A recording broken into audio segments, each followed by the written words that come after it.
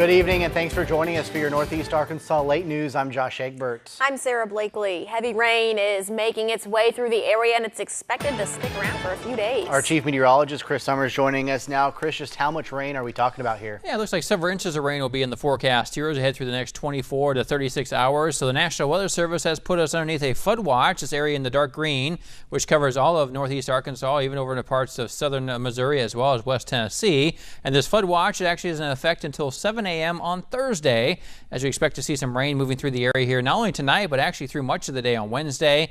And that rain will finally come to an end Thursday sometime, but with all the rain around, it does look like we could be seeing several inches of rain in the forecast here across parts of our region. Take a look at the radar then right now. Again, seeing some of that rain, especially as you head to the north of the Jonesboro area. Now we have a few of those showers coming through even at this hour, but again, majority of the rain still off to our west and down to our south. And so a lot of rain to go through here as we head into the overnight hours and then through the day on Wednesday. Right now, about 1 to 2 inches will be very likely amounts here across Northeast Arkansas. A little bit heavier amounts, though, will be found down to our south and east. That could get into parts of west and southwest Tennessee with as much as 4 inches of rain expected from some of our computer models by the time it's all said and done. So our school day forecast shows the rain around as we head through the early morning hours. At 7 o'clock in the morning, 57 degrees. We'll drop back to 56 by lunchtime, and then cloudy skies. Again, more rain expected in the afternoon, 58 degrees. Our high reaching about 62 degrees. That high reaching about 6 o'clock in the afternoon on our Wednesdays. We expect that high temperature around and the rain continuing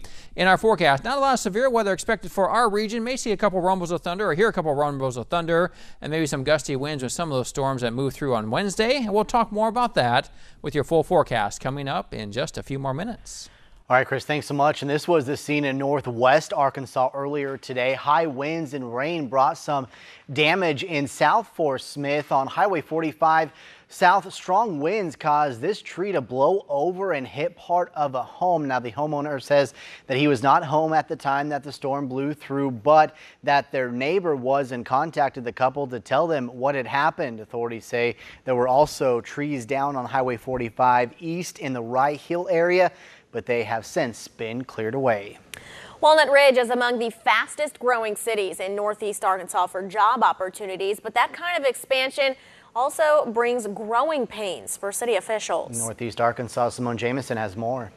After more than a decade of economic drought, blue-collar jobs are making their way back to Walnut Ridge. We're kind of a bedroom communities to some larger cities close by. We've had a couple of businesses on the west side of our county open up recently. Mayor Charles Snapp affirms there are 60 job opportunities within city limits and 200 to 300 openings within a 15-mile radius of City Hall. He's been working with employers to make Walnut Ridge more attractive for job seekers. The entry-level employment rate's gone up average of $2 to $2.50 an hour. We've seen new retail establishments come in. We've seen industry in the region expand. Right now, we need people. Low unemployment rates has made recruitment tricky for employers like Custom Pack. The company currently offers tuition reimbursement for new employees. We're looking for those who are willing to start at that entry level and then with the potential to be supervisors and maintenance and process setup and robotics. Significant job growth in Walnut Ridge is leading city officials to address new concerns like building more single-family homes to help accommodate workers. Right now, a majority of those who work in Walnut Ridge are having to commute from Jonesboro and other neighboring cities. Mayor Snapp says proactivity is key. They're collaboratively getting the word out that job opportunity is here to stay. Walnut Ridge is, for the first time in a long time, seeing about all the activity that we can actually handle. If you're looking at building duplexes, investing in a business, we'll reach out and work with you any way that we can. For Northeast Arkansas News, I'm Simone Jameson. Among the latest construction projects in Walnut Ridge is the addition of a new Casey's General Store. Demolition is already underway for the property that was formerly a funeral home along West Main Street. Contractors expect that the first signs of the store will emerge mid-summer. Casey's General Store is expected to bring about a dozen new jobs to Walnut Ridge and add to the diversity of commerce offerings in the area. I should be completing the demolition part by the end of the week with all the structures and all the haul off, and then start on concrete next week and trees. The new Casey's General Store Walnut Ridge location is one of about 15 expected for the year. A Beech Grove man is in jail tonight, charged with first-degree murder after a fight broke out Monday night. 51-year-old Frank Prejean was arrested in Paragould after allegedly stabbing and killing a family member. According to police, officers were called to Pecan Grove in Paragould for a fight involving weapons. A woman told police Prejean stabbed her brother and hit her in the head with his cane.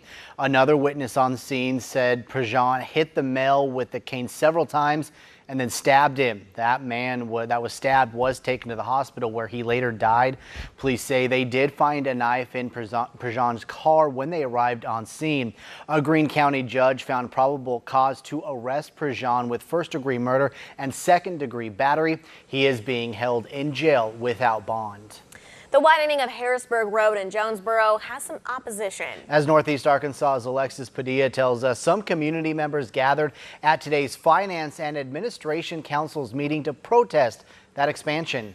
I don't know what the motive is behind the 5 lanes. With only 2 lanes, Harrisburg Road in Jonesboro can have its moments of traffic. Arkansas Department of Transportation and City of Jonesboro have been working on a plan to widen the road to 5 lanes. Jonesboro resident Patty Lack says this is not the way to fix the issue. I want the traffic to flow better, but the 5 lanes is not the solution to it, and that's why we are fighting. Currently, RDOT only has enough funds to widen the road from Parker Road to Forest Hills Road. The City of Jonesboro is looking to move $2 million in their reserve funds to fund the expansion further, past Central Baptist Church to the fire station. You know, the money won't actually probably be spent until late 2019, early 2020, but we have to go ahead and get it earmarked so they can do the additional planning. RDOT has the power to do the expansion with or without the city's funds. We all know it's Harrisburg Road, but it's actually State Highway 1B, so the State Department of Transportation, they dictate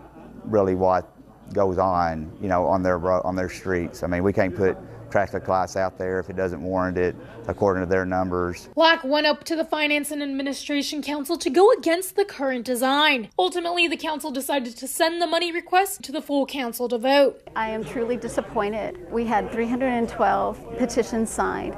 We had a lot of people here at the council meeting. Now we've got to influence the 12 council members. For Northeast Arkansas News, I'm Alexis Padilla. The City Council will be voting on the Harrisburg Road expansion next Tuesday.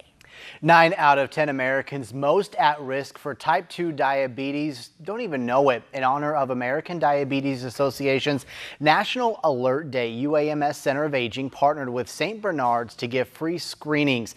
This afternoon, they gave people free tests that measure their blood glucose levels from today, and then A1C levels, which measure their blood glucose levels from the last 3 months.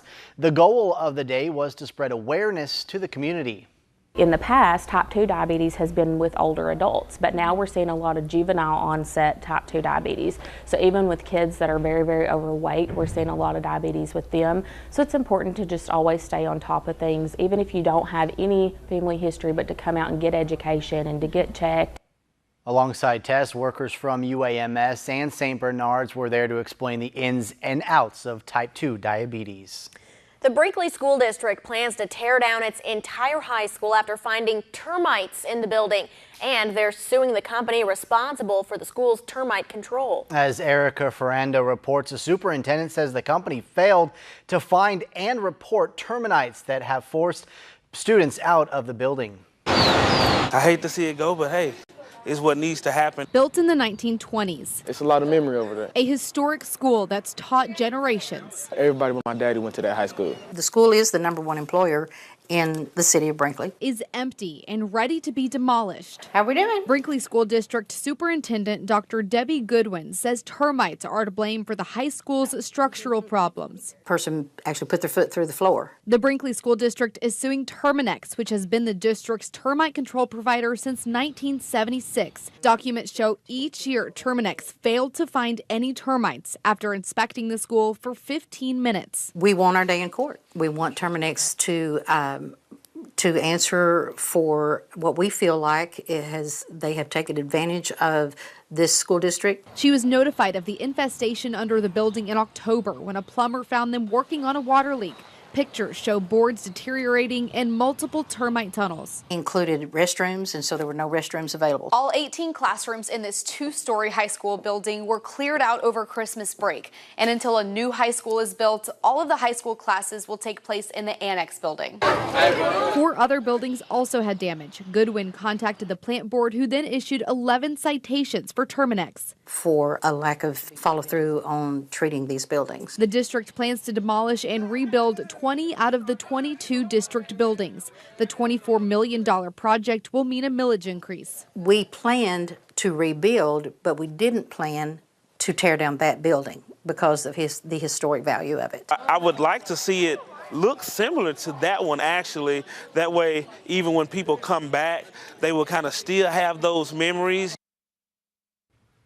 Chris joining us now once again, and we talked about the damage that was done in Northwest Arkansas earlier today.